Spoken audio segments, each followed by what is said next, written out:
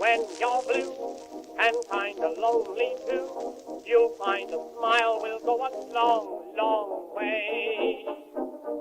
Though you're down, don't sit around and frown.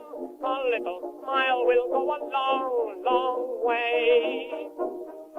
Never grieve, just try to make believe the sky is blue, although you know it's gray. Don't you pine, it's just a waste of time. You'll find a smile will go a long. Hello, everybody. It's time once again for Ron and Jen's Great Escape, the podcast, the YouTube podcast. You can also check us out on the radio Saturday mornings starting at 7 o'clock on News Radio 920 WHJJ and 104.7 FM. You can listen anywhere throughout the fruited plain at 920WHJJ.com, and also check out our commentary Wednesdays, Rhode-IslandNewsToday.com. We want to say thanks to our sponsors, O'Hara Senior Care Services, Greg's, and also Operation Stand Down, and some details on those folks coming up in a little bit. You a big Slurpee fan? I've never had one. I used to be, and I think I've said this recently, and this is not a ding on a lot of these stores that operate Slurpee machines, but if you don't clean them, do you know how gross they are? I know. And I mean, I'm not confident that today's workers are going to pull that machine apart, clean it properly, put it back together, and worry about my well-being as I get all the mold from Slurpees from 10 years. You know who they need a visit from? Wait. John Tapper. They do. Yeah. John, the Tap Man. Yeah, I only like to watch the first half of that bar rescue. He's crazy. When he gets in there and just chews everybody's ass off. Yeah, well, he should. Yeah, but when they fix it, it's boring. I like the part when you see all the problems people have and these people running their bars drunk, and it's crazy. But here's the thing. Tapper. Yeah, but here's the thing about that show. When you go back, if you watch any of the episodes, it's out of business, permanently closed. Yeah. Because 6 months later. Yeah, 9 times out of 10, what they do is they get the bar fixed and then they sell it. Oh, I see. Yeah, so they have him come in and then they sell it for whatever. Profit. Or they just sell everything that they, but I just don't know why. How does he make money on this show? Oh my God, are you kidding me? You see all the sponsors that they roll in?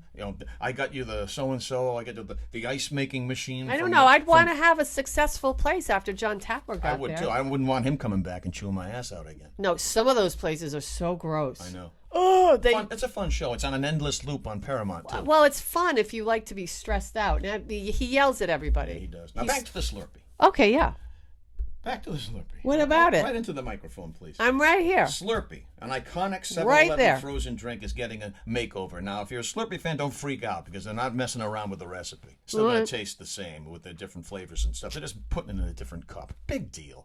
This is just to get some headlines. Well, why are you doing the story then? Because I want to slam him. He goes, big deal. I mean, then the story sucks. Well, the story doesn't suck because I've got the origin of the Slurpee, which is interesting. All right, now that is interesting. All right, here we go. go. Send it, brother. According to a mental floss story, we love mental floss. I love mental floss. That was the name of my first radio show. I know, until we got a cease and desist. Yeah, well, you said to name it that. I did. Yeah. Dairy Queen owner Omar Nedlick discovered the drink after he accidentally put soda bottles into a freezer when his soda fountain broke, resulting in a slushy drink. The drink was such a hit, he started to make it in mass quantities, and he used his car's air conditioning unit to freeze the original Slurpee. And now you know the rest. Sort of the rest of the Listen, story. the history of ice is one of the most fascinating reads I've ever taken part in. And you know where I read that?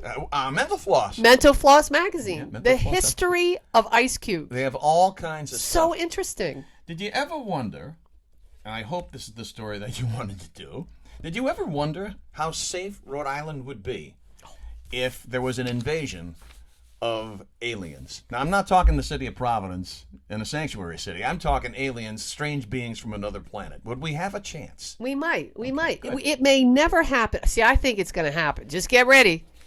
It may never happen, but some areas are better prepared for close encounters, according to new research. To find out which U.S. state is most ready to handle an alien invasion, New Jersey Casino, njcasino.com, looked at factors including population density, number of UFO sightings, landscape, and defense.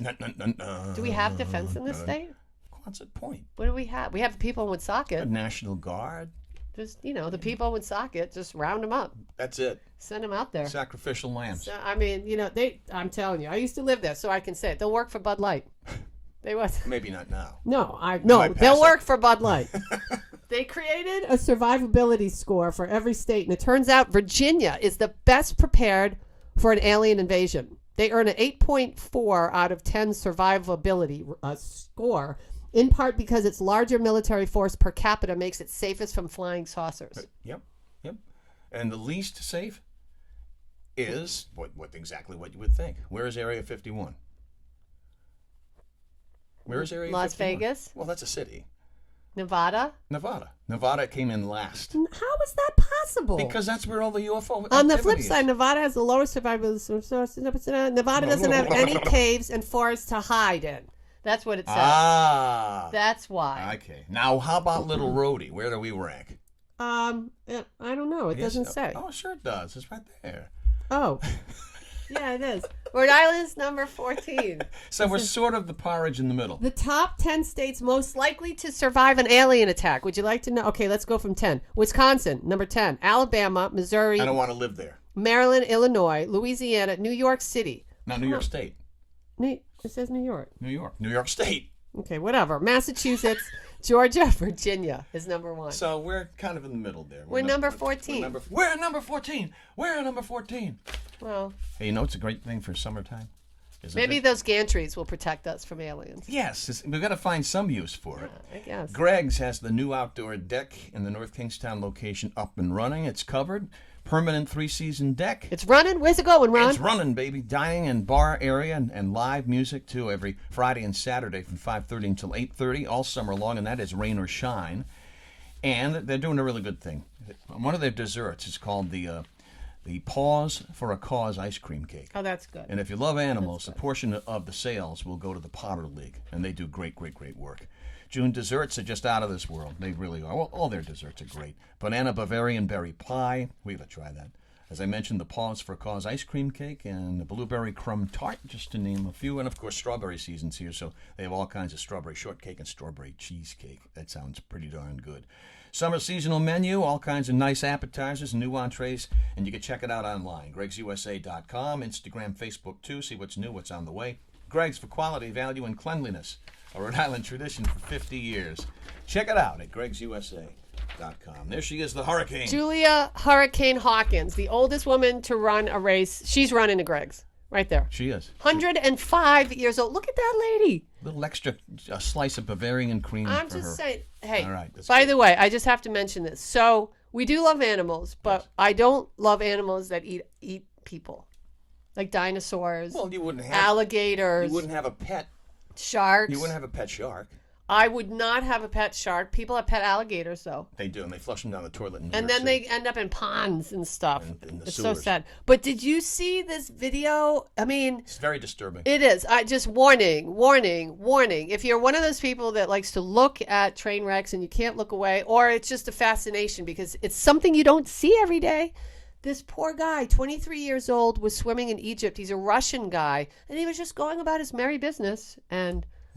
all of a sudden, it looked exactly like the film Jaws.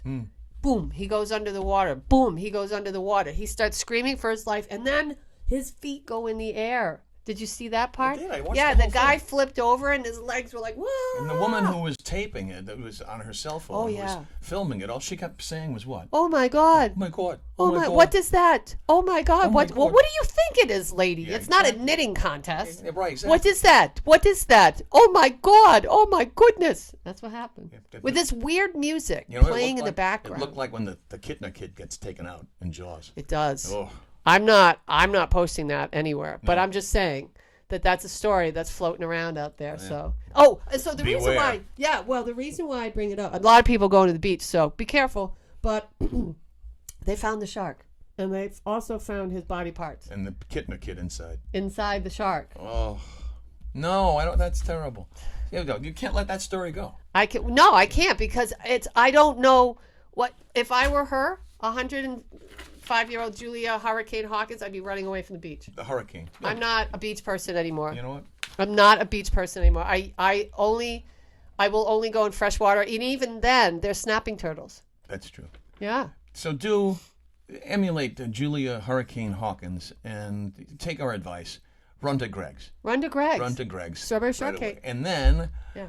run to the food pantry at Operation Stand Down Rhode Island to Yes. help them out because they are running low, Jen. Yeah, it's really important that we help the people that helps people. And so evidently, and I didn't know this until I saw a news story about this the other day, so many people have needs for food. I mean, there's a real problem with veterans being able to feed their families and having enough to get them through each month. And so a lot of people go to Operation Stand Down. 20 to 30 families a day have been going there. You told me that number, and I couldn't believe Staggering. it. Wow. It's just staggering. We're not talking 20 to 30 people. We're talking 20 to 30 families are going there to get food and supplies every day. So if you have a little extra money in your budget, or if it's something that you're passionate about, you want to help veterans in the community, or a great group of people that helps veterans in the community, osdri.org, or you can call them directly. I don't have that number. I've got it right in front of me. Okay, thank 438-4730.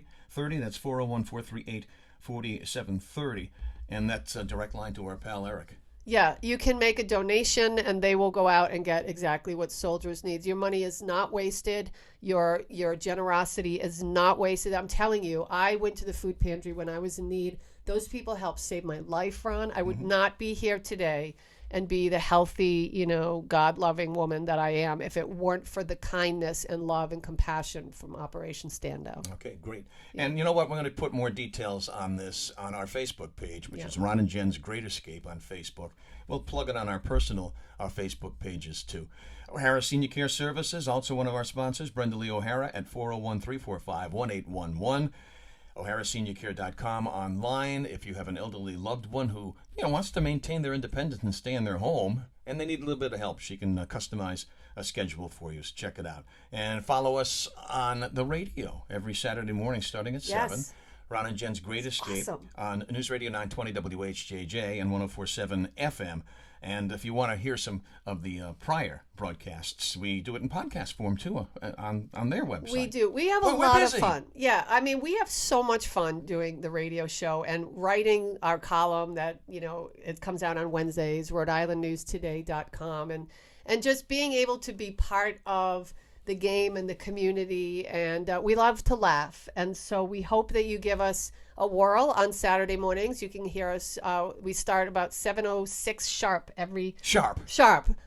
We might not be sharp, with bad jokes and unusual history and crazy facts about things, and it's just a fun show. And also, one of our regular contributors is Father Brian. Yes, who, love him. Maybe he might be the coolest priest on the planet. Ever. He is cooler than the other side of the pillow. He is. How's that? You like that? I don't understand. Do you flip the pillow over when it's warm and the other side is nice and cool? I never flip my pillow. Oh. I don't know what you're talking about. You gotta flip your pillow. Flip. And also, the podcasts of our radio show, they archive those. So you can go back as far as you want. As far as the eye can see. Yes. Podcasts at newsradiori.com.